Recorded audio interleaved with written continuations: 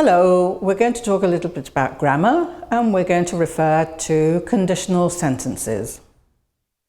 Conditional sentences describe different situations which can be real, likely, unreal or imaginary. They're composed of a main clause and a conditional clause using one of these words. For example, if, whether, provided, as long as, unless, okay, meaning if not, if something does not happen. We'll see some examples in a minute. Let's start with the zero conditional. We use the particle if, okay, followed by the simple present tense of the verb. Then we use a comma to separate the two clauses, followed by the simple present tense of the verb of the main clause. For example, if you boil water, comma, it turns into steam. Okay, so first we have the conditional clause, comma, followed by the main clause. Or we can use the simple present tense of the verb, the particle if, and then the simple present tense of the conditional sentence. And in this case, we do not have to place a comma. For example, she gets an allergy if she eats tropical food.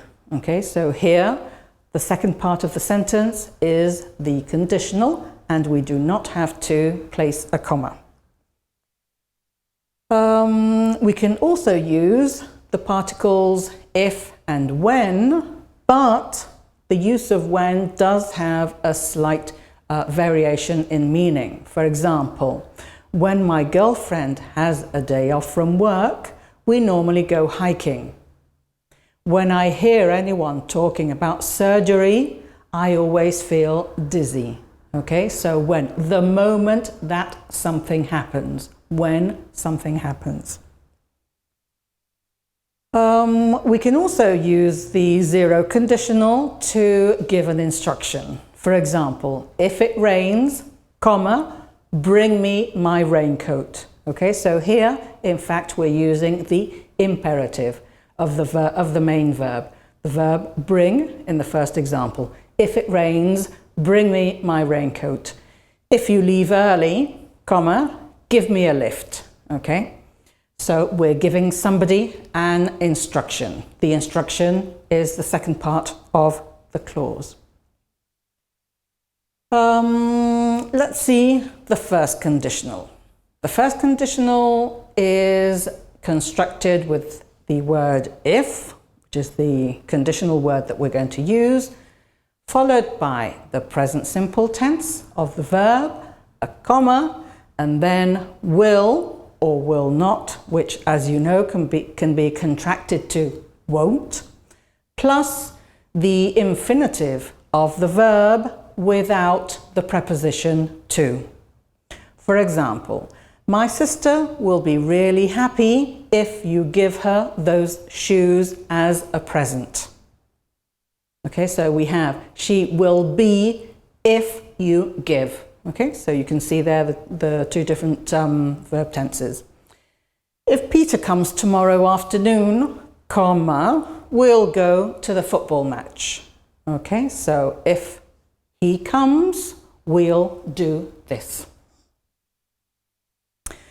We can also use the first conditional to warn somebody about something, or to promise, or to threaten even.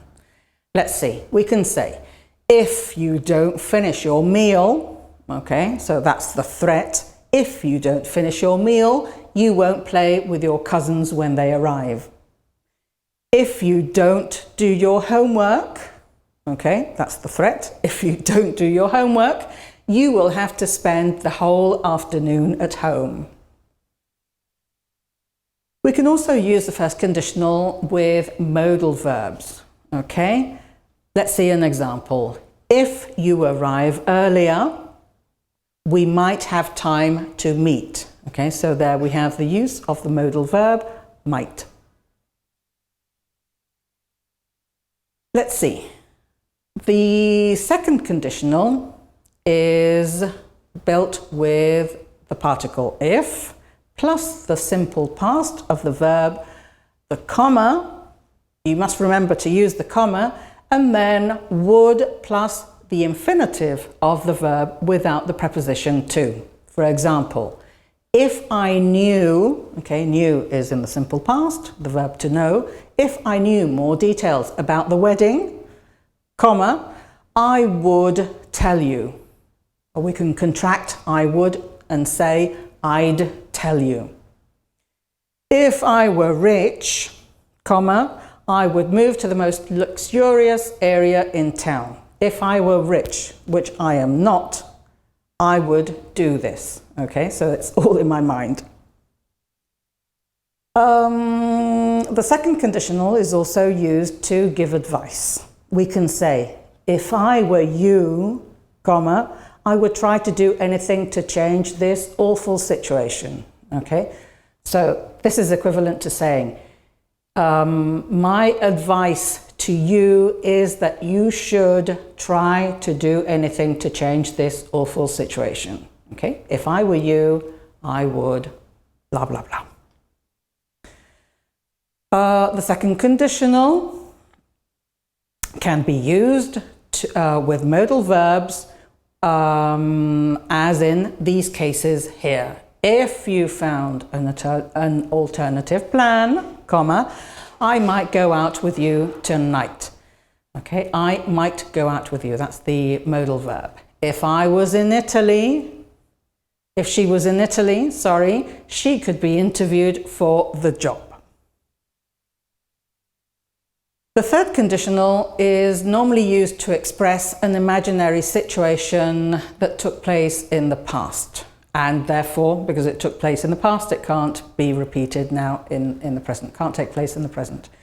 We'd use the word if, followed by the past perfect of the verb, and then the comma, and then would, might, could have, plus the past participle of the main verb. For example, if she had known you were on campus, she would have come to see you. But she didn't know, so it's impossible. She can't come to see you because she wasn't aware. If he had studied more, comma, he wouldn't have failed such an easy exam, but he did not study enough, therefore he failed. Okay? We also have mixed conditionals. They're a combination of the second and the third conditional and are common in English to express precisely an imaginary past event and the result in the present. For example, if I hadn't spent so much money, I wouldn't feel so bad now. I did spend a lot of money and now I feel bad. Okay, so if I hadn't spent so much money, I wouldn't feel so bad now. Let's see some examples using these expressions. Unless you stop shouting, I'll leave. Okay, if you don't stop shouting, I'll leave.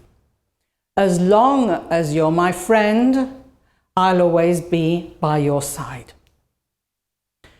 Provided that it does not rain, or providing that it does not rain, China is trying to find an alternative solution. My father told me he would help me with my essay on condition that I washed his car. Okay? If I wash his car, he will help me with my essay. No matter how, what or where, no matter how hard you try, you will never find your Christmas present. Okay? No matter what happens, blah, blah, blah. No matter where it is, etc. We can also use this to express an imperative. Give me a coffee and I'll pay you later. Okay, get me a coffee and I'll pay you later. Okay, so this is all for the time being. Thank you very much. Bye-bye.